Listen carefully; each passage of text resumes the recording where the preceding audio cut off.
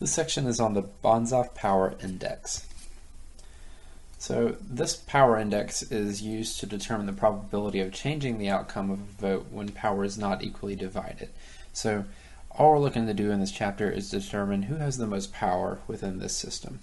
So, and here's an example where we have our quota listed. So 101 votes needed. It looks like there's 200 votes total given out. Okay, and we want to know how much power. So this is player 1, and player 1's weight is 99. Player 2 and player 3. We want to know how much power does each of these voters have. And usually within this index or this method, we can't have any dictators, so there needs to be at least 2 players to pass the motion. Okay, a coalition is any set of players that join forces and vote the same way. Okay, so for example, if we have player 1, player 2, player 3, player 4. Okay, so if player 1 and player 2, if they both vote yes, then this is their coalition.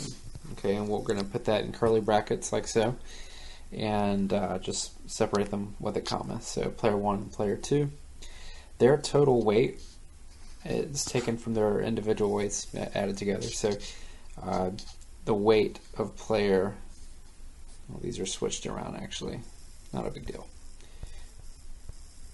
But anyway, the weight of player 1 is 8 and the weight of player 2 is 7, so that comes out to be 15.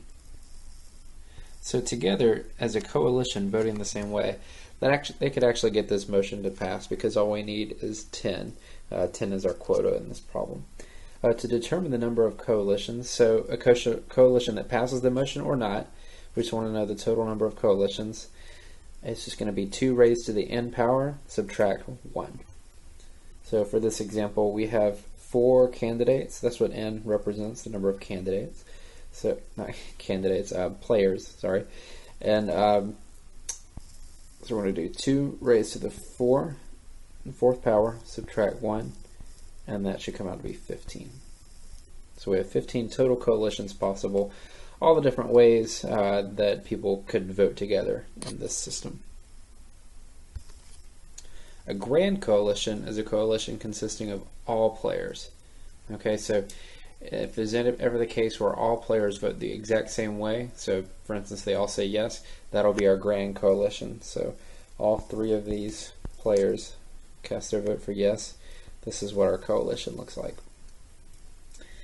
And sometimes a coalition will have enough to win, and we're going to call those a winning coalition, and then if a coalition does not have enough to win, we're just going to call that a losing coalition. For example here, player 1, player 2, player 3. Okay, we have our 3 voters. And let's say that player 1 and player 2 decide to vote together. They vote yes. Well, their total weight, 99 plus 96, comes out to be 195. Okay, and all we need is 101 votes to pass the motion. So that one's a win, a winning coalition. But if, let's say that player 2 and player 3 decide to vote together, vote yes, but player 1 doesn't vote with them. That comes out to be, so 96 plus 3 is 99. Okay, so that is actually a losing coalition because they do not have enough votes within the coalition to pass the motion. A critical player is a player who is required within a coalition to win. Okay, so what's listed out in this chart are all the different winning coalitions. We don't really care about the losing coalitions. These are just all the possibilities of winning coalitions. So we have player 1 and player 2. Okay, and that's 99 and 98. Add them up. Yes, it's 197. That's definitely more than 101.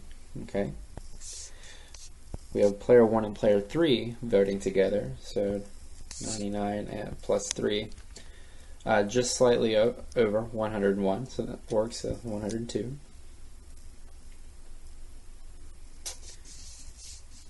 player 2 and player 3. So if player 2 and player 3 vote together, it comes out to exactly 101, still enough to win. Okay, and then lastly we have the Grand Coalition, where all of them vote together. It comes out to be 200. That's still enough to win. So these are all winning coalitions. Now, players are critical because they're required within the coalition to win. For instance, in the first one, player 1 and player 2. Player 1 cannot win with, or cannot achieve the quota without player 2, because player 1 alone has 99 votes. We still need 101 to pass it. So, and on the other hand, player 2 cannot win alone without player 1. So they're in sync. They need each other to make this work. So they are actually both critical. Player in the next one, player 1 and player 3. Once again, player 1 has 99. Player 3 has only 3 votes. Now, even though player 1 has a lot more votes, they're both very critical, because player 1 without player 3 still only has 99, and then player 3 only has 3. So they need to both vote to be a winning coalition. So they are actually both critical in this case. Same goes for the next one, player 2 and player 3, 98 and 3. Without one of them, we'd be under 101. So they're both critical. And the last one's a little different. With player 1, 2, or 3, all in the same coalition, as we saw above, any 2 people can win it together.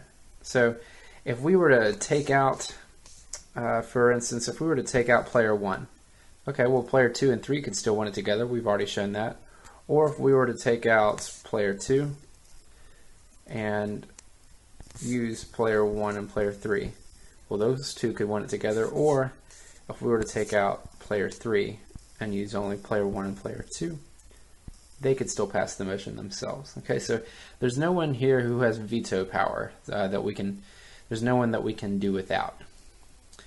All right, and this is the end of this part of the video.